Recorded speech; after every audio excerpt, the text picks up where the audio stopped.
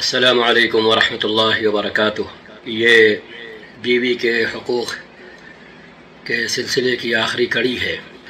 اللہ کے رسول صلی اللہ علیہ وسلم نے ایک حدیث میں فرمایا، کل بنی آدم سید والرجل سید اہلہ والمرأۃ سیدۃ بیتہا۔ ہر بنی آدم کی ساری اولاد وہ سربراہ ہے، سردار ہے،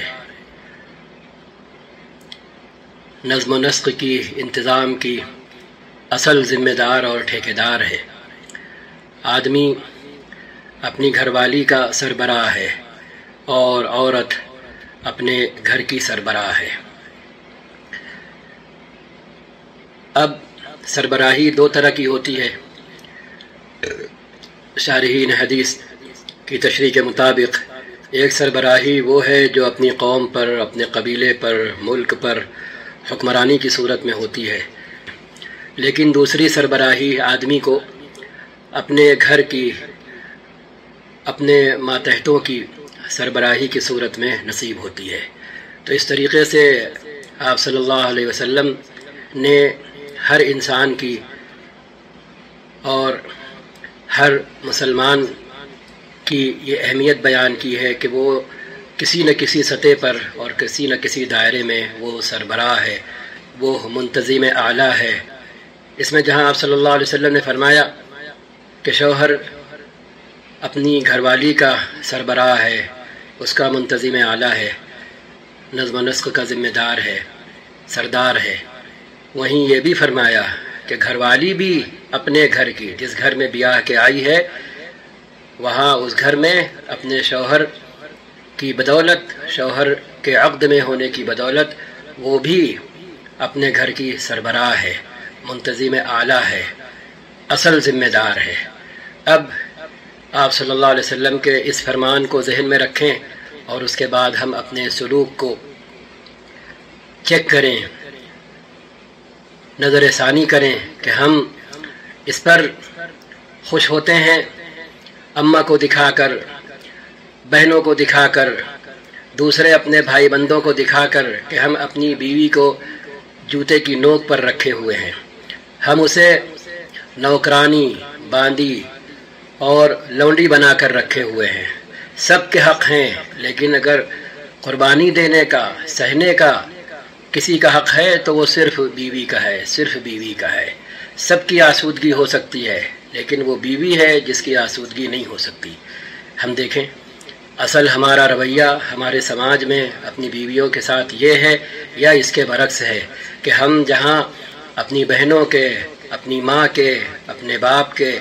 اپنے اور دوسرے بھائی بندوں کے حق ادا کر رہے ہیں، وہیں پر ہم خاص طور پر جب ہم دین کا بھی دم برتے ہوں تو وہاں پر ہم دیکھیں کہ ہم بیوی کا بھی حق ادا کر رہے ہیں کہ نہیں کر رہے ہیں۔ اپنی چاہت سے اوپر اٹھ کر، اپنی پسند سے اوپر اٹھ کر، گھر والوں کی پسند ناپسند سے اوپر اٹھ کر ہم بیوی کو وہ حق دے رہے ہیں جو اسے دین نے دیا ہے، جو اللہ نے دیا ہے، جو رسول اکرم صلی اللہ علیہ وسلم نے دیا ہے، اور جسے دینے کی صورت میں ایک شوہر اللہ تعالیٰ کے ان انعامات کا مستحق بن جاتا ہے جو اللہ کے رسول صلی اللہ علیہ وسلم نے بیوی کے ساتھ اور عورتوں کے ساتھ حسن سلوک کرنے کے نتیجے میں شوہر کے لیے بیان فرمائے ہیں۔ ایک اور حدیث میں اللہ کے نبی صلی اللہ علیہ وسلم اس طرح فرماتے ہیں، اکمل المؤمنین ایمانا احسنهم خلقا۔ اہل ایمان میں سب سے کامل ایمان اس شخص کا ہے جس کے اخلاق سب سے بہتر ہوں، یا یہ کہ جو اخلاق میں سب سے بہتر ہو۔ وخیارکم خیارکم لنسائہم، اور تم میں بہترین شخص وہ ہے، سب سے بہتر وہ ہے جو اپنی اہلیہ کے لیے، اپنی شریک حیات کے لیے، اپنی عورتوں کے لیے بہتر ہو۔ جی اب سوچیں گریبان میں جھانک کر کے دیکھیں ہم کہ یہ والا دین ہمارے پاس ہے اور اپنی پسند کا دین ہے، جس کی جو پسند ہو، جس لائن کی ہو، وہ والا دین ہے۔ یہ گھر کے اندر والا یہ دین ہے جسے نہ نبھانے کی صورت میں اور جس سے اپنے آپ کو آراستہ نہ کرنے کی صورت میں وہ دین جسے ہم دین سمجھتے ہیں سب چکتا کر دیا جائے گا۔ جی ہاں، ہم وہاں خالی ہاتھ کھڑے ہوں گے۔ تو یہ چند روایتیں ذخیرہ حدیث سے مین پیش کی گئیں، 2 آیتیں پیش کی گئیں صرف یہ بتانے کے لیے، اور سب سے پہلے اپنے آپ کو سمجھانے اور سکھانے کے لیے کہ ہم گھر کے اندر جس سلوک کو، جس حسن سلوک کو نظر انداز کرتے ہیں وہ اللہ کی نگاہ میں اور اس کے آخری نبی محمد الرسول اللہ صلی اللہ علیہ وسلم کی نگاہ میں اتنا بڑا دین ہے، اتنا بڑا دین ہے، اتنا بڑا دین ہے کہ خرچ کی لائن سے اس سے بڑا دین کوئی نہیں ہے۔ اور وہ یہ کہ ہم اگر اپنے گھر میں اپنے گھر کی عورتوں کے ساتھ حسن معاملہ کر رہے ہیں، اپنی اہلیہ کے ساتھ، اپنی شریک حیات کے ساتھ حسن اخلاق سے پیش آ رہے ہیں، بہترین انداز میں معاملات کر رہے ہیں، تو ہم کل آخرت میں سرخرو بھی ہوں گے، ہمیں سب سے بہتر اخلاق والا بھی مانا جائے گا، ہمیں مکمل اور کامل ترین ایمان والا بھی مانا جائے گا، ہمیں سب سے بہترین شخص مانا جائے گا۔ اور کن بنیادوں پر؟ صرف اس بنیاد پر کہ ہمارے اخلاق اچھے ہوں گے،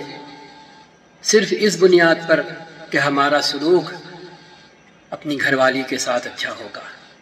اپنے گھر کی عورتوں کے ساتھ اچھا ہوگا،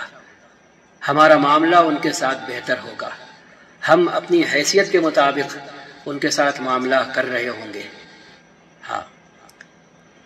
مالی ہو تو، اخلاقی ہو تو اگر ہم اپنے آپ کو اس کا پابند کریں کہ ہم جو رشتے جیتے ہیں، جو رشتے ہم سے جڑے ہوئے ہیں، اگر ہم ان رشتوں سے جڑا دین بھی سیکھ لیں تو پھر یقیناً ہماری گھر کے اندر کی زندگی بھی اسی طرح بہتر ہو جائے جس طرح ہماری باہر کی زندگی بظاہر لوگوں کو بہتر دکھتی ہے، کیونکہ انسان باہر کی حد تک بناوٹ کا شکار رہتا ہے اور گھر میں اس کی اصلیت سب کے سامنے رہتی ہے۔ بس اللہ تعالی ہم کو، آپ کو، سب کو جو سنے اس کلپ کو جہاں تک پہنچے اس لائق بنائے، اس قابل بنائے کہ اگر ہم ابھی شادی شدہ نہیں ہیں تو بھی ابھی سے تیاری کریں، اور اگر شادی شدہ ہو چکے نئے ہیں تو بھی کمر کس لیں، اور اگر پرانے ہو چکے تو بھی اپنے آپ کو اس کا پابند بنائیں کہ ہم اپنے بس بھر ہماری جو مالی حیثیت ہے اس حساب سے ہم اپنی شریک حیات کے ساتھ، اپنے گھر کی عورتوں کے ساتھ معاملہ کریں گے اور اپنے آپ کو حسن اخلاق سے آراستہ کریں گے، ہاں، بہتر سلوک سے اپنے طرز عمل کو بہترین بنائیں گے گھر والوں کے ساتھ، اپنی اہلیہ کے ساتھ، اپنی بیوی کے ساتھ، ویسے ہی جیسے ہم عام طور پر اپنے بھائی بندوں کے ساتھ اور خاص طور پر اپنی بہنوں کے ساتھ کرتے ہیں، عادی ہوتے ہیں کہ ہم بہنوں کے ساتھ اچھا ہی معاملہ کرتے ہیں، لیکن ہم اسی وقت، اسی لمحے اپنی اس بیوی کے ساتھ بدسلوکی کر رہے ہوتے ہیں، بہن کے اوپر اپنا پیار اور اپنائیت نچھاور کرتے ہوئے، گھر کے اپنے دوسرے سگے رشتہ داروں کے ساتھ حسن معاملہ کرتے ہوئے، کہ جس بیوی کے بارے میں اللہ کے رسول صلی اللہ علیہ وسلم نے وہ کچھ فرمایا جو آپ سن چکے، اور اللہ تعالیٰ نے وہ کچھ فرمایا جو ہم آپ یہاں پر دیکھ چکے اور سن چکے۔ اللہ تعالیٰ ہمیں اس کی توفیق دے کہ ہم اپنے بس بھر حق ادا کرنے والے ہوں اور حق مارنے والے نہ ہوں، اور سب سے بدترین حق مارنا وہ ہوتا ہے جو دین کے نام پر ہو، کسی کو بیوقوف بنا کر ہو دین کے نام پر، یہ سب سے بدترین حق مارنا ہے۔ اللہ تعالی ہمیں اس سے بچائے۔ وآخر دعوانا ان الحمد للہ رب العالمین، والسلام علیکم ورحمۃ اللہ وبرکاتہ۔